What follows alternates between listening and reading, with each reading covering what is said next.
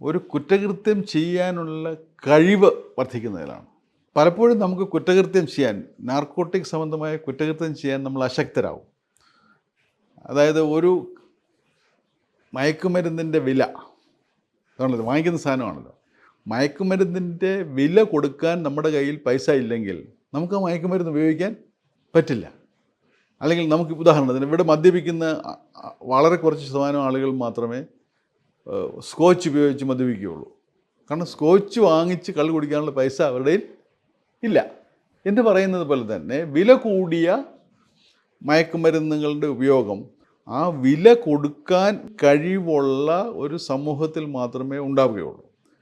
അപ്പോൾ ഒരു സമൂഹത്തിൻ്റെ വരുമാനം വർദ്ധിക്കുന്നതിനനുസരിച്ച് ആ സമൂഹത്തിലെ ഈ അഭിരുചിയുള്ള വ്യക്തികൾക്ക് അവർക്ക് വരുമാനം കൂടുന്നതനുസരിച്ച് ഈ നാർക്കോട്ടിക്സിനായിട്ടുള്ള ഡിമാൻഡും വർദ്ധിക്കും.